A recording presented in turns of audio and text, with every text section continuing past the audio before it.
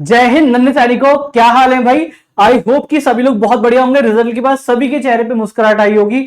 अब यहाँ पे एक क्वेश्चन आता है कि ई काउंसलिंग की साइट को लेके तो बहुत चर्चा बने हुए हैं कि वो साइट ठीक से काम नहीं कर रही है। देखिए, साइट ठीक से वर्क नहीं कर रही थी तो डेट हमारी आगे एक्सटेंड हुई थी। ठीक है, 16 तक था, 18 19 हो गया है। अगर साइट प्रॉपर्ली नहीं ठीक हुआ तो एनटीए फिर से डेट आगे बढ़ाने का काम करेगी। लेकिन एक सवाल जिस मुद्दे के ऊपर आज हम लोग बात करने वाले हैं कि क्या वो डॉक्यूमेंट्स होने चाहिए जो आपको at the time of document verification के टाइम चाहिए होंगे। ठीक है, तो यहां बात कर रहा हूं तो click here to download the PDF format. ये सब तो हमें नहीं देखना है, बस हमें यहां देखना है कि documents are to be submitted at the allotted Sainik school. जब आपको सैनिक स्कूल मतलब आपके पास मेल आ जाएगा, आपको सैनिक स्कूल अलॉट होगा, आपको करना है एक्सेप्ट, रीशेड्यूल और एग्जिट। एक्सेप्ट मतलब सैनिक स्कूल जो आपको बुला रहा है आपको एक्सेप्ट करके वहां जाना है।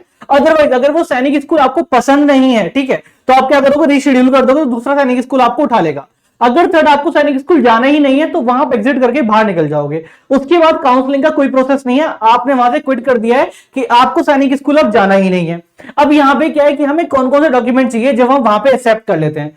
तो सीट अलॉटमेंट थ्रू AISSAC 2024, ये सारी इंफॉर्मेशन है कि क्या क्या डॉक्यूमेंट्स हमें चाहिए। तो यहां पे मैं एक बार ऊपर स्लाइड करके देखूंगा, एक एक डॉक्यूमेंट के बारे में बताऊंगा।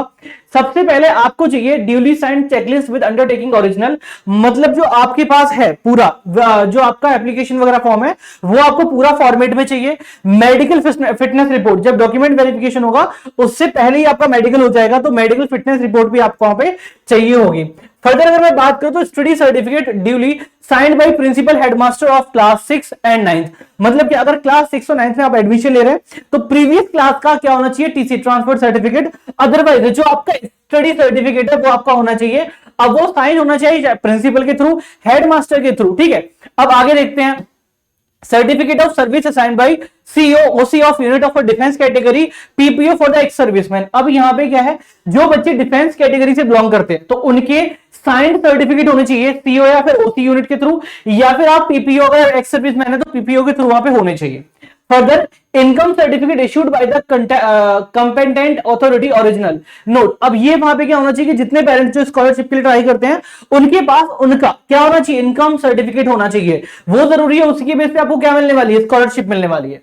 फर्दर अगर मैं बात करूं तो सर्टिफिकेट होना चाहिए caste certificate SC ST OBC if applicable as per government of the India format issued by the competent authority. मतलब क्या कि जो जनरल में बच्चे आते हैं, जनरल कास्ट में जो बच्चे आते हैं उनके पास सर्टिफिकेट नहीं चाहिए कास्ट सर्टिफिकेट। बट अगर जो ओबीसी में आते हैं, SC में और ST, मतलब OBC other backward class, ST schedule caste और ST शेड्यूल ट्राइब में जो बच्चे आते हैं उनके पास क्या होना चाहिए, कास्ट सर्टिफिकेट होना चाहिए।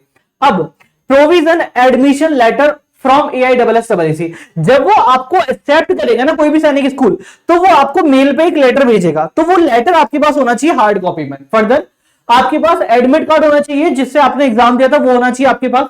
फर्दर स्कोर कार्ड आपके पास होना चाहिए कि जिसमें लिखा रहा है यू आर क्वालिफाइड इन, किसमें, क्या आप रिटन एग्जाम में क्वालिफाइड हो चुके हैं, तो वो आपके पास चीजें होनी चाहिए। फर्दर अगर मैं यहां पे बात करूं, government issued photo ID proof of student, father and mother guardian containing address proof original. अब यहां पे क्या है कि आपके पास एक आधार कार्ड होना चाहिए, बच्चे का आधार कार्ड, माँ बाप का आधार कार्ड, तीनों का आधार कार्ड होना चाहिए जिसमें फोटो लग रही है, जो कि गवर्नमेंट ऑफ इंडिया के साथ एड्रेस प्रूफ करके आपको दिया जाता है।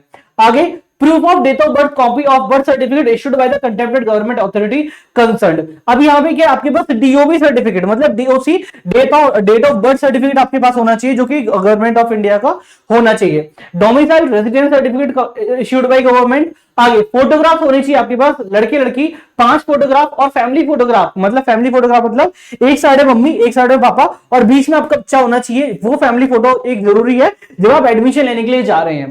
ठीक है, एडॉप्शन डिटेड, अगर कोई भी है एडॉप्टेड चाइल्ड है तो उसके ओरिजिनल सारी चीजें होनी चाहिए, जिसने अडॉप्ट किया है बाई पेपर्स वो भी वहां पे होने चाहिए। तो ये डॉक्यूमेंट्स की सीरीज मैंने आपको बताई है। जब आप मेडिकल के बाद डॉक्यूमेंट वेरिफिकेशन में जाते हैं एक डॉक्यूमेंट के ले जाना बहुत बहुत बहुत कंपलसरी। अगर ये डॉक्यूमेंट नहीं हुए तो आपका एडमिशन वहां कैंसिल हो सकता है, तो ध्यान रखिएगा इन चीजों का। अगर आपके पास कोई भी चीज नहीं है तो प्लीज जल्दी से इशू करा लीजिए ताकि आपका बच्चा सैनिक स्कूल में जाने से चूक ना जाए।